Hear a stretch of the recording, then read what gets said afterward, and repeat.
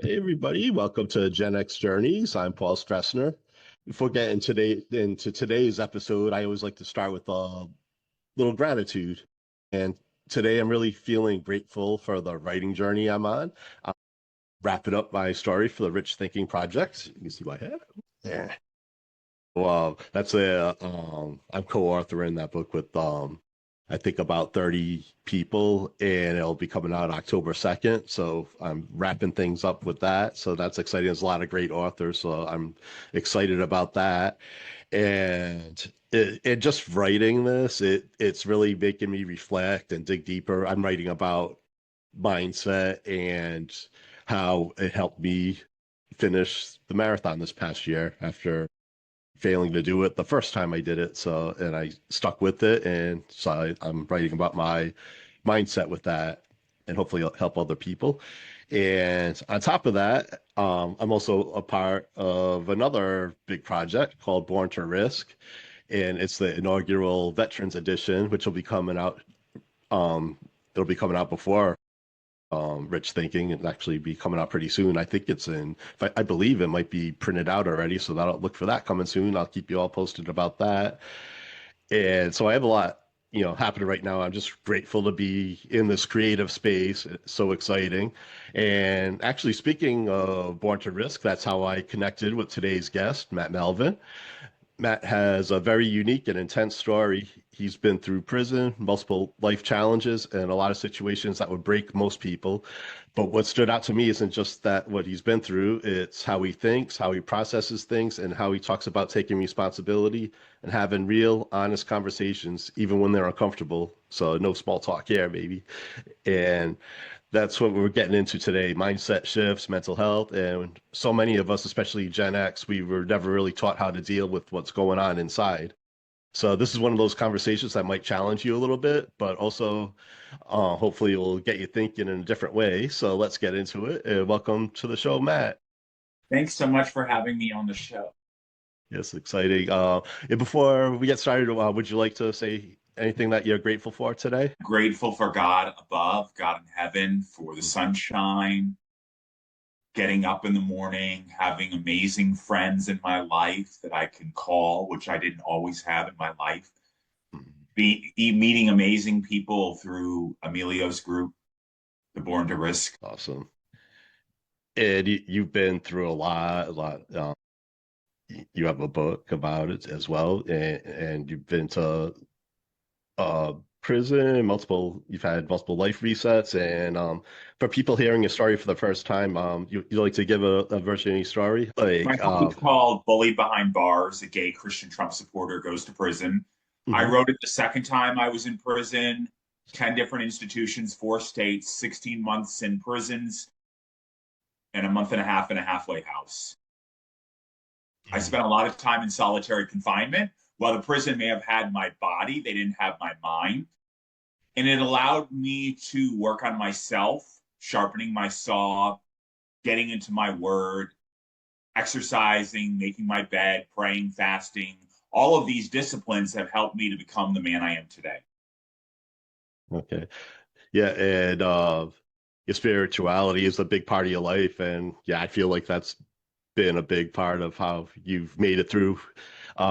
It, was there like a certain point that you dove into your faith, or were you always Christian? Were you always For most of my life, I was a lukewarm Christian. I was going to okay? church on Sunday, then going back to my old ways and doing whatever I wanted every other day of the week. To be a disciple for God is 100% obedience. 90% obedience is 100% disobedience with God.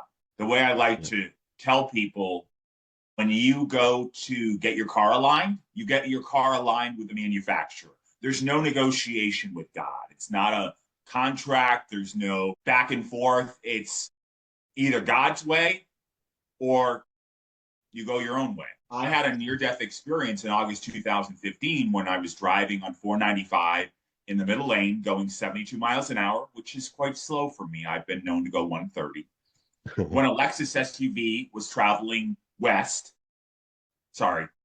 west, towards the beach, came down an embankment, crossed in front of my car, but by the grace of God, I was saved, I was protected. And that was the moment that I believe God was drawing a line in the sand, saying, you're either going to do my will or you're going to do your own will. You're going to go through the prison system, come out, go back, come out. And I didn't want that for my life. I Mm-hmm. needed to make drastic changes. And while I was in prison, I did the 12-step program that a lot of people only think applies to drinking or drugs. In fact, it applies to any addiction that the human being is going through. Mine was stealing, and that helped me to overcome that addiction. Mm-hmm. Yeah, and that's how you went to prison the first time, right? With the uh With yeah, the car, I worked with at the a car car, you still feel dealership like in Nissan. They didn't pay me my commissions. I mhm, impulsively chose to try to sell one of their cars, got caught. mhm, yeah, Here's the thing, it didn't just start with car with the theft. It cars, started with driving off without paying casually. for gas, walking out of restaurants without paying. It's a rush that some people don't really understand. I think that part of it is because of the impulsivity that I have, being that Mhm, I have autism, I'm on the Asperger's spectrum. But mhm, the other piece would be that I am fearless. And so there's a fine mhm, line, I think, between being fearless and fearing God, mhm. because Yes. both can be healthy and both could be unhealthy depending upon how you look at it. Yeah. It's so funny you mentioned that. I had Bible study last night, and we were just talking about that slippery slope. You start off with something small, and then it could just snowball and get bigger and bigger if you're still still sinning, still going against God, and yeah, yeah. I think It's it always starts off small, Paul, hmm and then it accelerates.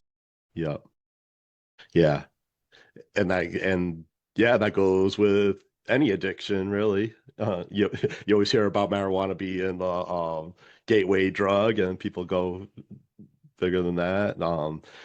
You start drinking, and then you can't stop. It affects your family, your work, and everything. So yeah, it's like those little missteps, and that you need to course correct. And like I said, that I know I'm familiar with the 12-step programs because alcoholism is in my family and stuff, so I'm very familiar with that, and it's like a great community too. You follow your steps and you grow from that, but you also can have a community that of people that are healing themselves, and you're better off with people that are healing, and then instead of with the people that are getting you in trouble.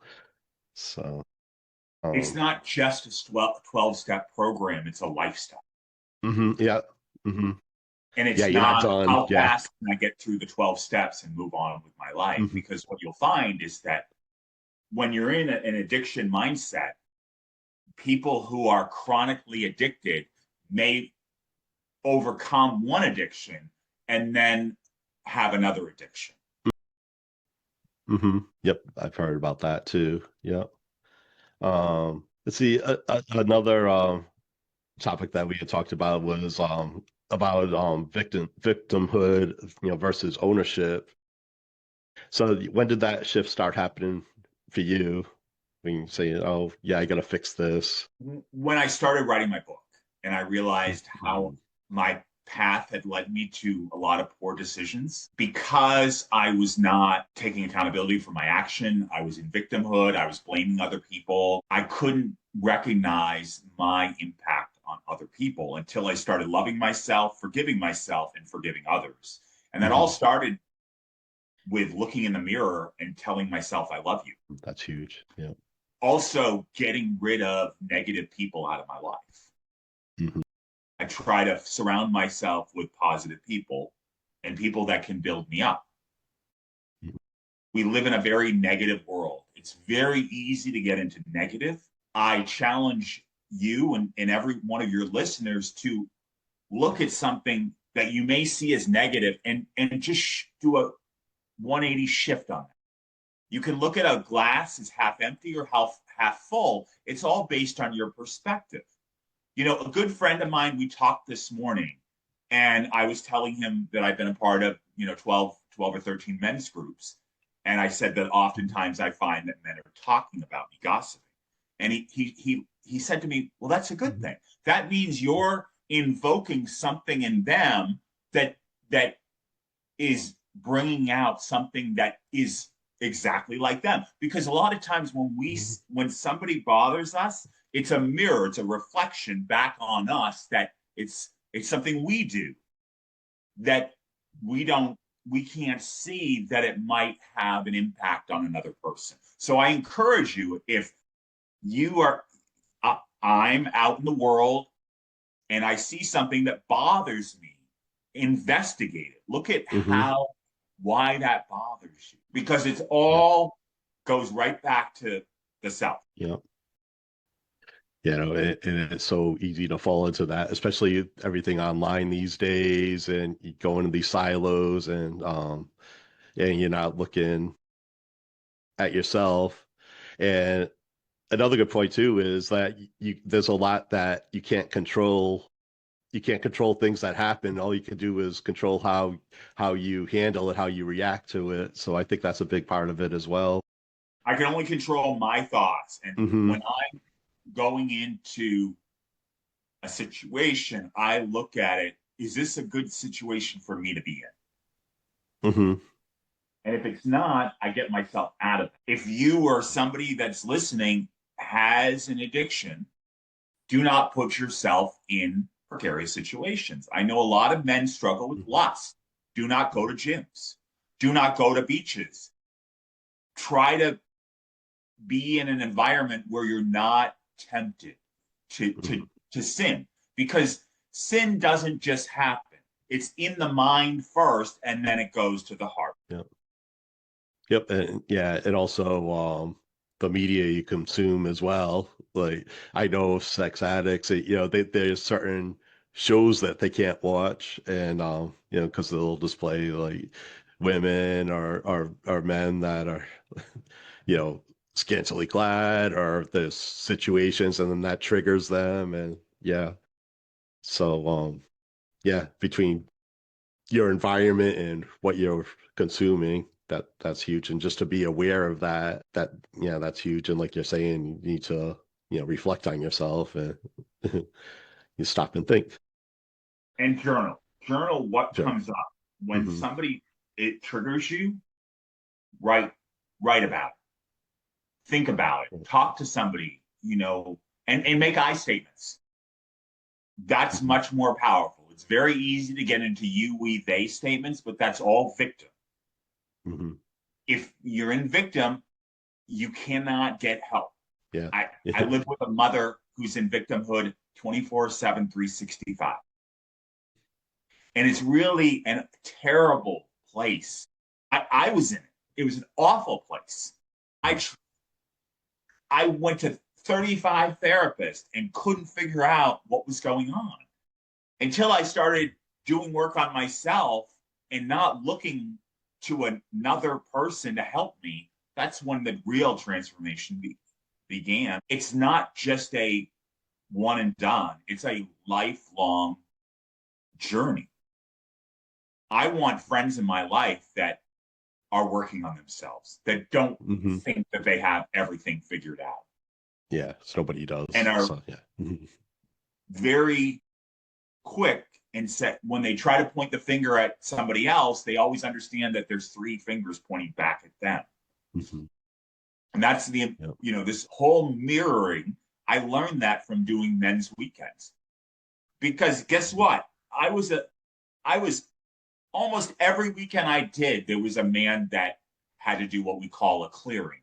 And a clearing is simply a process where a man has energy towards another man. The energy is really it's about that man. That the man that he has energy with is bringing up something that is uncomfortable for him. The reason it happens often for me is because I'm very outspoken. I don't sugarcoat things. I am who I am. The way you see me today is the way you see me in every other environment. Guess what? A lot of people wear masks. And I wore a mask for a long, long time, and it never served me. And I have very good friends that wear masks. The problem is, I don't know who they are. And my guess is all the masks that they wear in the world is not genuinely who they are. I don't know who they are because some of my friends are people pleasers. And I ask them, who are you? And the sad thing is, some people don't I don't know. even know. Yeah. They're looking for outside affirmation. And Mm-hmm. when we do that, we will always be disappointed Yeah. because I'm never going to affirm somebody in the way that they think I should affirm them. And I refuse to affirm somebody that's living in sin. Yeah. In fact, I don't do it. Part of the issue was that nobody confronted me when I was stealing, which is a big reason why it continued. Nobody Mm-hmm. said, Matt, you got to stop. We got to figure this thing out. You got to stop. Yeah. Yeah. And yeah, if you're and I think I don't know, I feel like a lot of times people aren't themselves because they're afraid to be themselves and they're forcing themselves to fit in with the crowd. But if you're authentic, if you're being yourself, you're gonna attract, the right people around you. You'll find yourself in the right community. You just need to let go and figure yourself out. And It if you depends on don't, your perspective. mm-hmm, If if I'm surrounded by complainers, I want to run the other way. mm-hmm, It's very easy to get into complaining victim mode.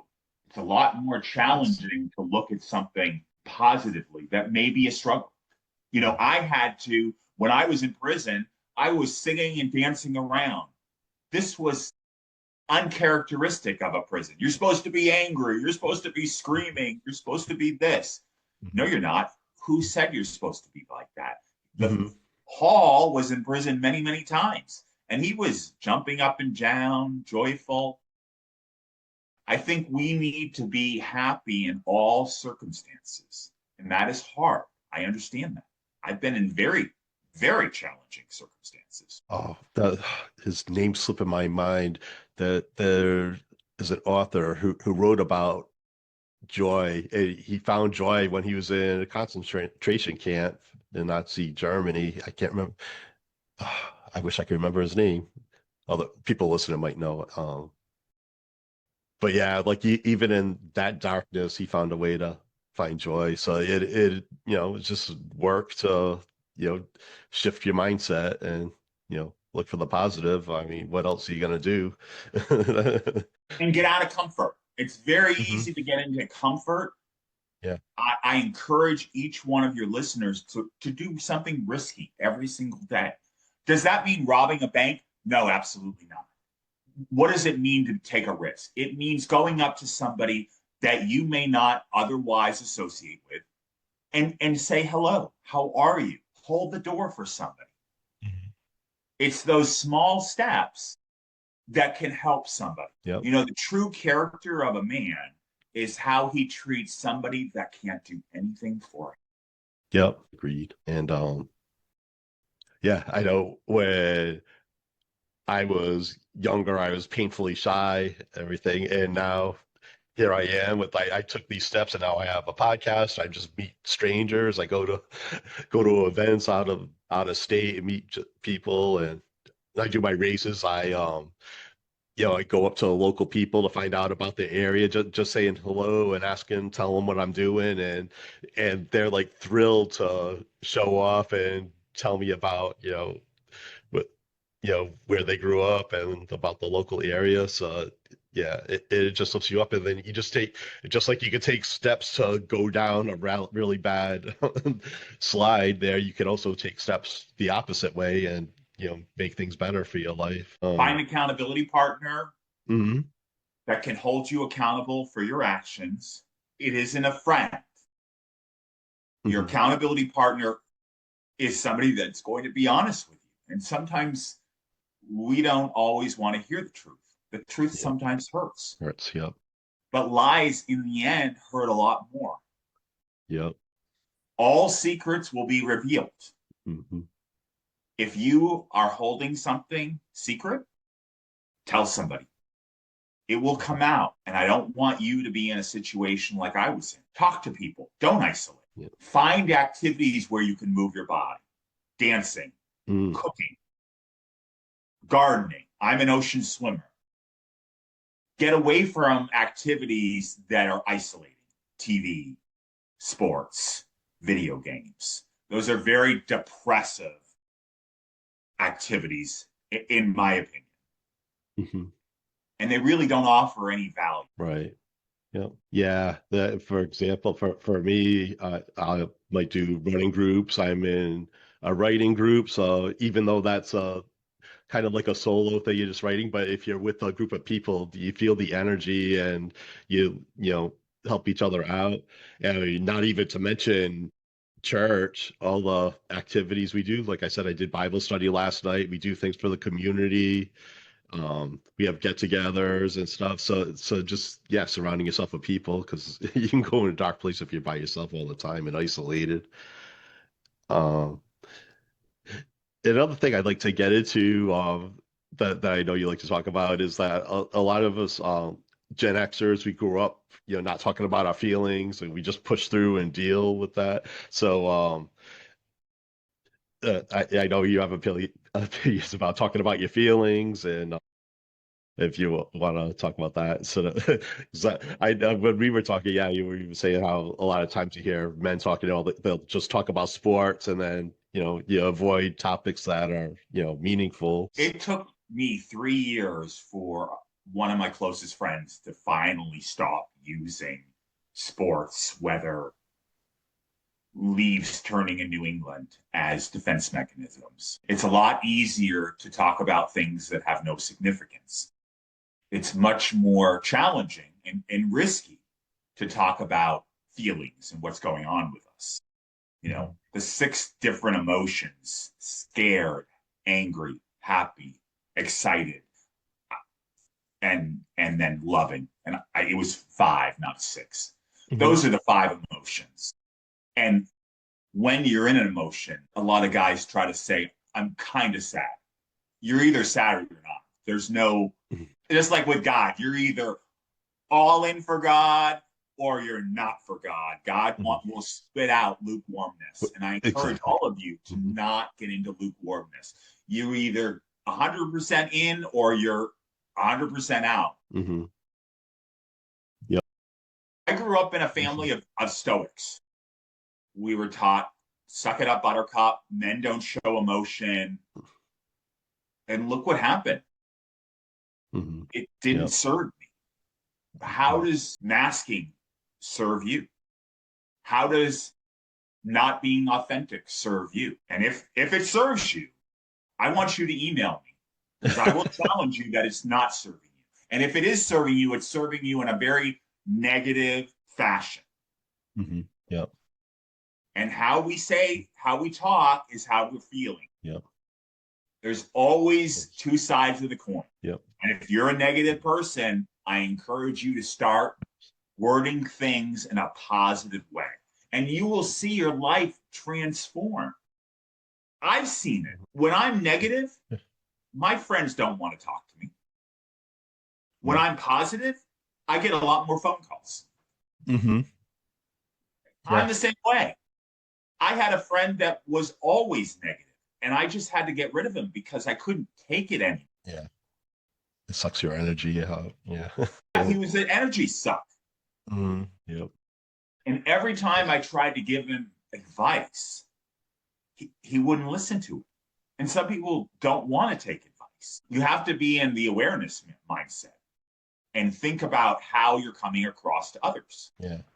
I mean, there has to come a point where you need to change. Like if you're a negative person like that, I mean, you've got to be noticing that people are kind of ghosting you, disappearing, and that, like I said, I can't imagine that that would feel good just being like that all the time.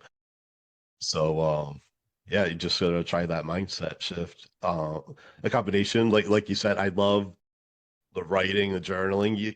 You write that out. It's just, I I've gone to like therapy, and they always knew, when I hadn't been writing, they could tell by my mood, and then they could tell when I have been writing. So it does. it does help a lot. Yeah, and between that and talking with people. And if something triggers you in life, out in the world, write about it. Mm. And then ask a friend, tell them about the situation and tell them what triggered you and ask them, would that trigger you? And my guess is it probably would.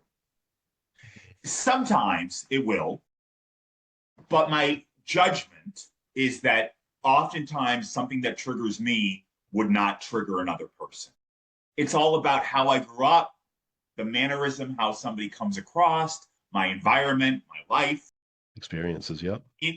I'll give you a brief example. I'm in New England. We're very direct, Yep. very to the point. I meet some guys in the Midwest and they think that I'm aggressive or not friendly. Again, there's always two perspectives. Mm-hmm. Yeah. That's why it's so important to get to know somebody. And for me, when I listen to somebody and they're talking about themselves for more than a minute or two, I tune out.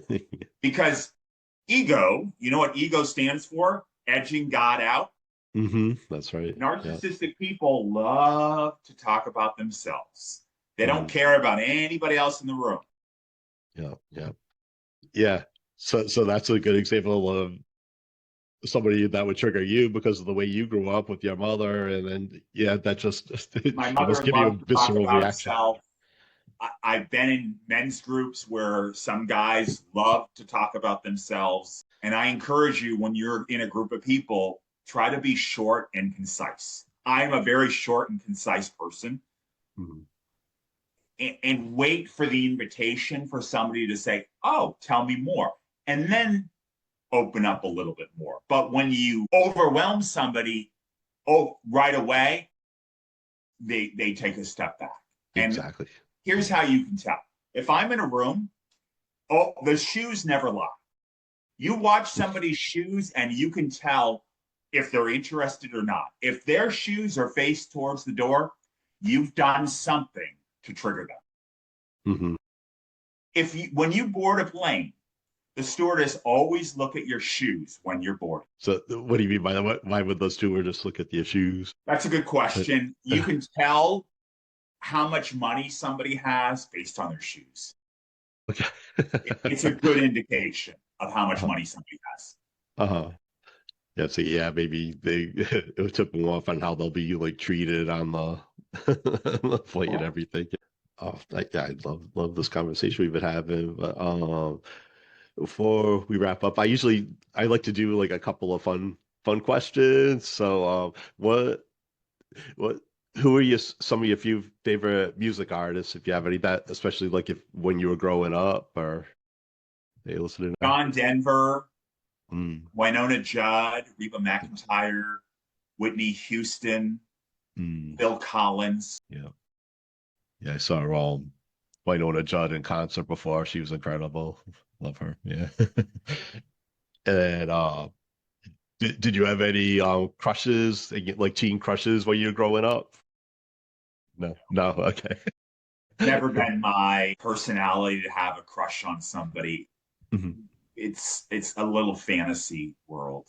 I try not to get mhm. into the fantasy world. Okay, cool. Fair enough. Yeah. Um, all right. Now you want to tell people they can reach you with you want to mention your book and what that's about and how people can get it. My book is Bullied Behind Bars. A gay Christian Trump supporter goes to prison. My book is available on Amazon. You can follow me on Instagram, Bullied Behind Bars, X Bars Bullied, Facebook, Matthew.melvin.5621. You can email me, bulliedbehindbars@gmail.com. If you follow me on Instagram, you can see all my poems. Awesome. This has been such a great conversation. I'm so happy. I'm so happy we met, and we'll actually be meeting in person later this year. So I'm excited about that. So, and thank you so much for joining me. And I feel like you've helped a lot of people here. So yeah, thank you so much for that, and putting your story out there and giving great advice. Thank Thank you. you so much. All right, and thank you everybody for watching or listening. And I really appreciate it, and we'll see you next time.